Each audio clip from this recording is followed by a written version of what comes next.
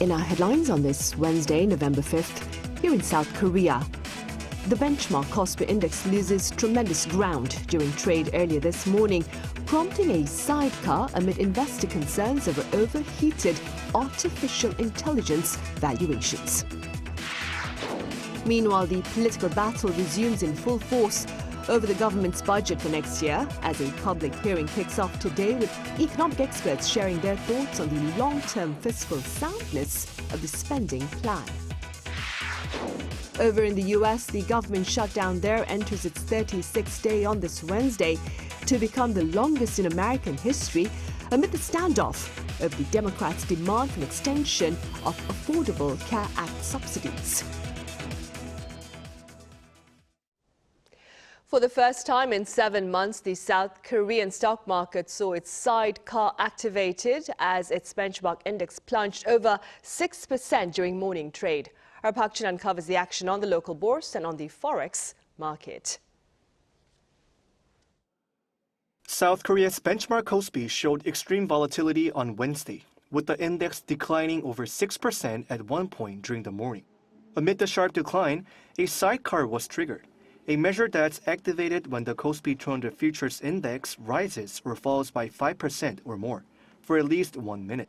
The sell-off mirrored an overnight decline in U.S. markets, where major indices, including the Nasdaq, fell over 2% as profit-taking hit technology stocks. Global tech stocks are showing volatility amid concerns that massive AI investments could lead to a bubble with limited real productivity. The index, however, recovered some of its losses during trading in the afternoon and closed at over 4,004 points, 2.85% lower than Tuesday's close. Since September, South Korean stocks have been rising without much of a break, creating a sense of price fatigue and pressure. At the same time, U.S. tech stocks have shown increased volatility, and as a result, profit-taking moves occurred among some of the KOSPI stocks that had risen sharply, leading to today's larger decline. Also on Wednesday, the dollar-won exchange rate hit a 7-month high, with the U.S. dollar closing around 1,450 Korean won. An expert says the U.S. central bank is signaling slower rate cuts, a key factor for Korea's foreign exchange market, given that the U.S. key interest rate remains higher than that of South Korea's. As expectations for U.S. rate cuts have somewhat eased, while the U.S. economy remains solid, I think the market is reflecting that sentiment. Also, with rising volatility in risk assets like Bitcoin and stocks, investor preference for safer assets, such as the dollar, seems to have grown stronger. Meanwhile, a securities strategist added that despite strong earnings and guidance, valuation pressures and concerns over an AI-driven bubble have weighed on investor sentiment, particularly among major tech stocks, adding to the volatility across global markets. Park Jin, Arirang News. Meanwhile, at the National Assembly, lawmakers are looking to lock horns over the government's budget proposal for next year as deliberations begin with a public hearing, including economic experts. Our political correspondent An Sung-jin has the latest. The political battle has reignited over the 2026 budget review. The review kicked off with a public hearing on Wednesday at the National Assembly. The Special Committee on Budget and Accounts invited economic experts who presented analysis on the fiscal outlook and further discussed the potential economic stimulus and the long-term fiscal soundness of the proposed spending. The committee will be incorporating these expert opinions into its subsequent deliberations. This comes after President Lee Jae-myung announced the government's first full-year budget proposal in his policy speech on Monday. The budget plan, which is proposed as some 728 trillion won, or over $503 billion US, is an 8.1% increase from this year's spending plan. Following the hearing on Wednesday, lawmakers are scheduled to hold comprehensive policy inquiries till the end of the week, followed by ministry-by-ministry budget reviews. With the ruling party vowing to defend the government's original proposal and the opposition calling for cuts to what they call cash handouts, the political battle is to continue. With both sides refusing to back down, the budget standoff is expected to drag on until the deadline on December 2nd. An Sung-jin, Arirang News. South Korea's foreign exchange reserves rose for the 5th month in a row in October. According to the Bank of Korea, the reserves hit $428.82 billion at the end of October, up $6.8 billion on month. Now, this sum is the highest since January 2023, when reserves reached nearly $430 billion. The central bank links the rise to stronger investment returns and new foreign currency denominated forex stabilization bonds. As of the end of September, South Korea ranked 9th worldwide in foreign exchange reserves. Intelligence authorities here in South Korea believe North Korea is subtly but tangibly preparing for potential talks between its leader, Kim Jong-un, and his U.S. counterpart, Donald Trump. Our Moon Hye-ryan reports. Though an anticipated U.S.-North Korea summit encounter at the APEC leaders' meeting ultimately failed to materialize, South Korea's spy agency says Pyongyang had been quietly positioning itself for the possibility. According to briefings delivered during the National Assembly's audit of the National Intelligence Service on Tuesday, North Korea showed multiple signs of preparing for potential dialogue with Washington behind the scenes, even as it remained publicly unresponsive to repeated overtures. The NIS confirmed indications that Pyongyang had been adjusting its diplomatic posture, including Kim Jong-un's deliberate restraint from making provocative remarks on nuclear armament, to avoid antagonizing the United States. The agency also cited North Korea's efforts to analyze the policy stances of U.S. officials handling North Korea affairs and to gather information on influential figures in Washington as evidence of quiet preparation. Although the APEC-related summit did not happen, various channels have confirmed that North Korea had been preparing behind the scenes for dialogue with the United States. The NIS believes Kim Jong-un intends to engage in talks and will seek contact once conditions are met. The agency also sees early next year as a potential turning point. With the South Korea-US joint military exercises scheduled for March, the NIS says that period could determine whether high-level talks, possibly even at a summit level, become feasible. We expect and judge the possibility to be quite high that U.S.-North Korea relations could improve next year, even advancing to a summit-level meeting. After the 9th Party Congress, another military parade, and the joint exercises in March, there may be an appropriate moment to explore or sense the possibility depending on how circumstances unfold. As for Kim Jong-un's health, long a subject of speculation, the NIS reported no major abnormalities, saying he appears to be carrying out both provincial and Pyongyang-based activities without difficulty. Moon Hye-ryan, Arirang News.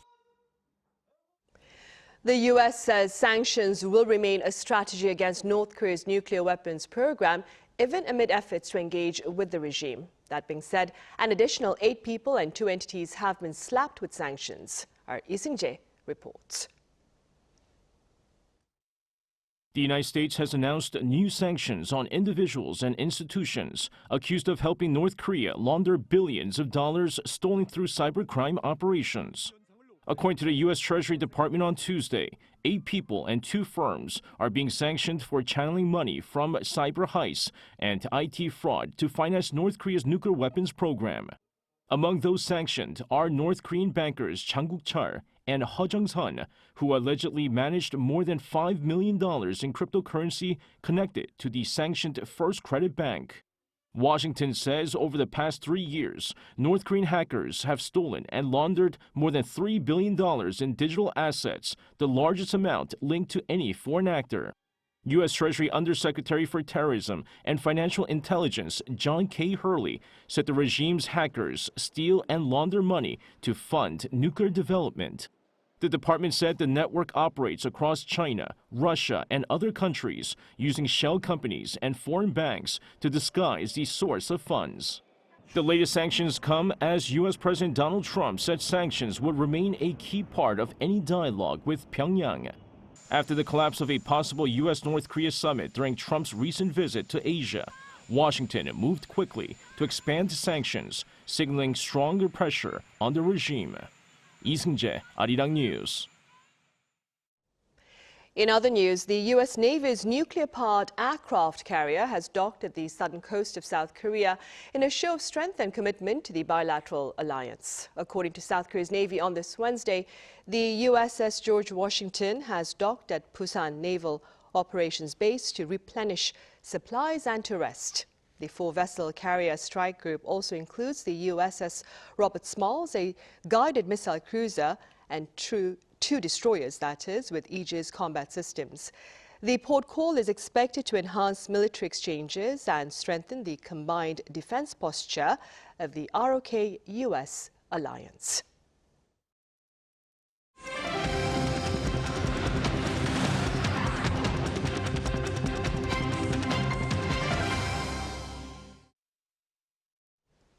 The U.S. is experiencing its longest government shutdown in history, and most voters who took to polling stations this past Tuesday appear to have stood against the ruling party, blaming it for the political standoff. Our Pyongyang explains. U.S. President Donald Trump is demanding Republicans end the Democratic filibuster by invoking what he calls the nuclear option, which will lower the threshold for passing bills from 60 votes to a simple majority. Trump warned on Truth Social that if the filibuster isn't terminated, the Democrats may be more likely to win the midterms and the next presidential election.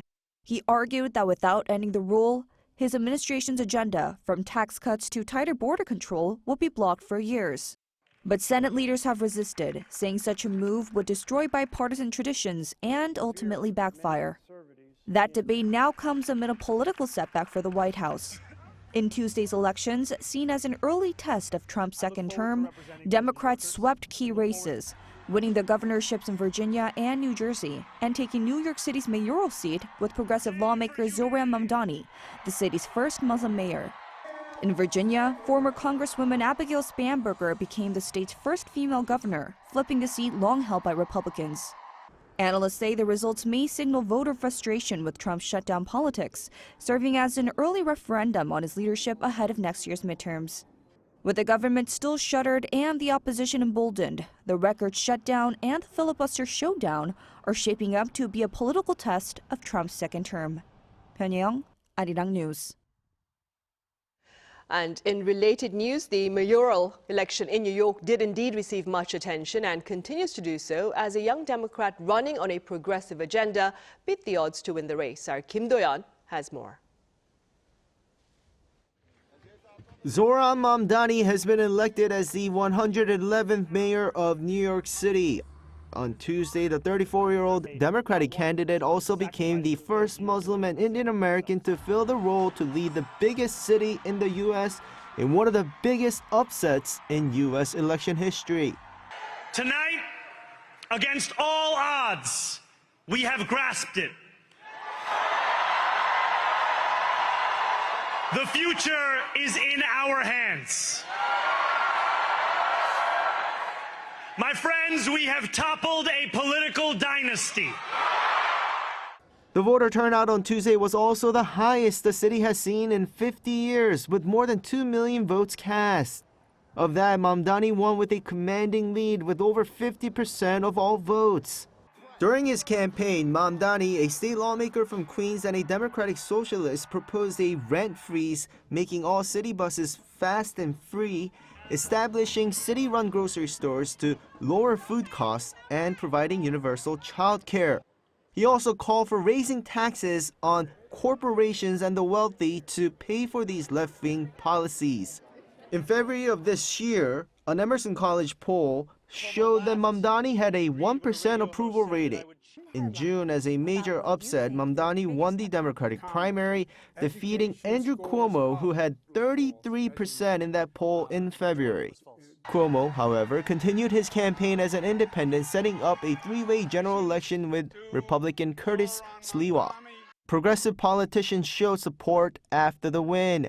Notably, Bernie Sanders posted on X congratulating Mamdani and said, "Yes, we can create a government that represents working people and not the 1%. Mamdani will take the post officially on January 1st, 2026. Kim Do-yeon, Arirang News. And back here in Seoul, Namsan Park has opened a new hiking trail that is accessible to even those with mobility challenges. Our Arirang covers this latest attraction at the iconic tourist destinations. At the entrance, there's a statue of a magpie wearing the traditional Korean hat called a gat, welcoming visitors to the new trail. Home to the iconic Seoul Tower, Seoul opened the new Namsan Sky Forest Trail on October 25th. The 1.45-kilometer trail connects the Namsan Fitness Zone to the Namsan Public Library. The trail not only offers a refreshing panoramic view with Gwanaksan Mountain to the left and Yeongjong Island to the right, but there are also hands-on experience points along the path, and even a short suspension bridge that sways gently, adding thrill to the walk. It takes roughly 20 to 30 minutes for the average adult to walk the full length of the trail. The trail has been designed for all to use, young or old, and its improved accessibility also allows those using wheelchairs or strollers to enjoy the walk. Along the path, there's even what's being called a hotel for the insects, designed for the endangered insect species. To help preserve the ecosystem, an additional 400 young Namsan pine trees were planted. This area used to be overrun with invasive plants and tangled vines that choked the trees. Full of dead trees, it was really messy. We cleaned it up completely and planted Namsan pine trees here. With the global popularity of K-pop and K-dramas, both domestic and international visitors to Namsan have been increasing, turning it into a world-renowned landmark. Now, with the opening of the Sky Forest Trail, there's one more reason to enjoy visiting Namsan. 이은진, Arirang News. And staying on the local front, one of the largest public libraries is open as of this past weekend on a trial basis with green initiatives and AI-based activities. Our Cha Yun-kyung has more. This is a newly built Gyeonggi Provincial Library in Gyeonggi Convergence Town. It covers an area of about 27,000 square meters and has 5 floors above ground and 4 below, making it the largest public library in the country, excluding the National Library. Since it is operated as a climate and environment library, the first and 4th floors feature specialized spaces for material on those topics. The use of disposable products is also kept to a minimum. We're trying to minimize many of the items we've been using, such as papers used for information boards, book location printouts, and other disposable products. On the 2nd floor, there is a World Friends Book Village, designed for children and families. It offers multilingual material from 22 countries, ranging from English to Vietnamese. There is also a service where AI learns family members' voices and reads books to children. On the first basement level, there is an AI studio where visitors can use 8 types of generative AI tool for free. The library features a spiral structure with no walls or doors, and each floor includes various hands-on and experimental spaces, making it a unique environment. Its opening hours are 10 a.m. to 9 p.m. from Tuesday to Friday and 10 a.m. to 6 p.m. on Saturdays and Sundays. The library will be operated on a trial basis until the end of the year and will officially begin full operation next year. Cha Yun-kyung, Arirang News.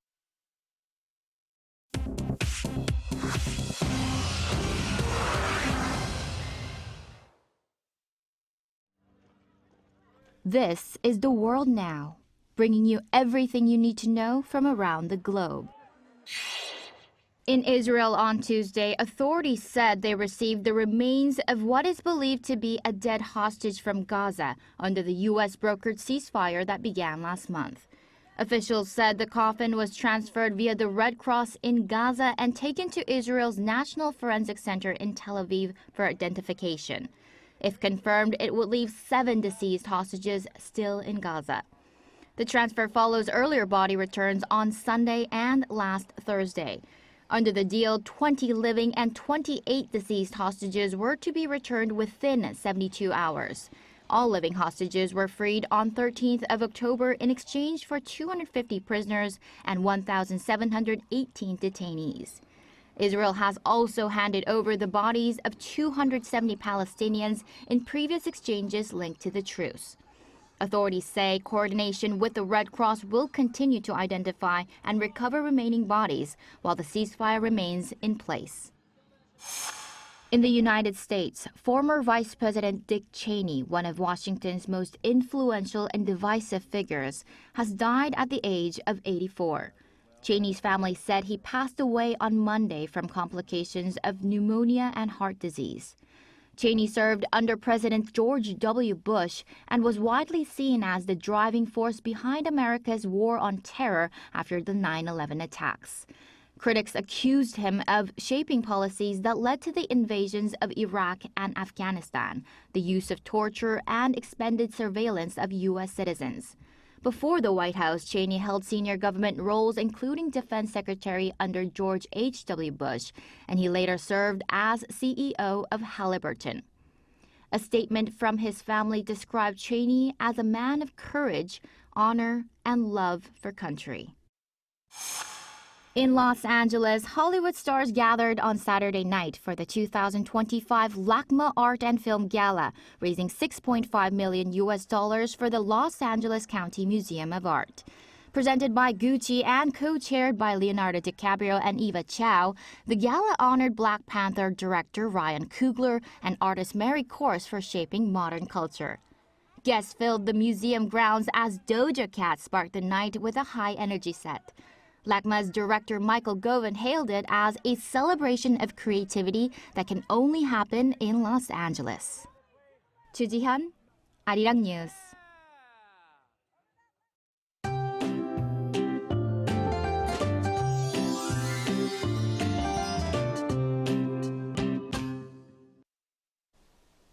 These days, there have been large daily temperature differences between day and night. It started chilly this morning with a temperature of 5.7 degrees Celsius in Seoul, and it rose to 18 degrees in the daytime, widening the daily temperature gap by more than 10 degrees.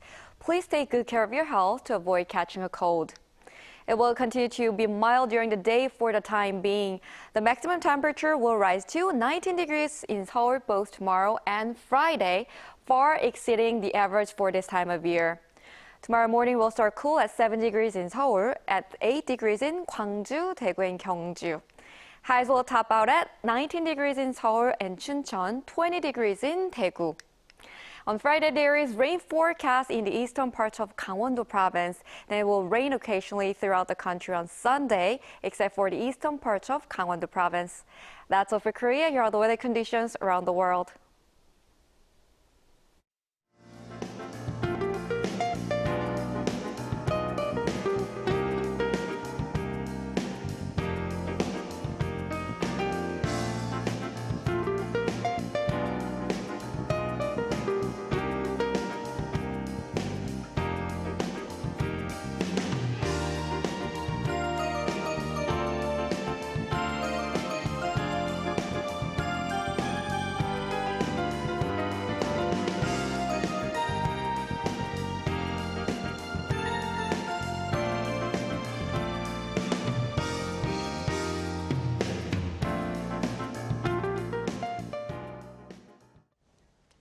Right, those are the headlines at this hour here in South Korea. Coming up next is our daily panel session. Thank you for now.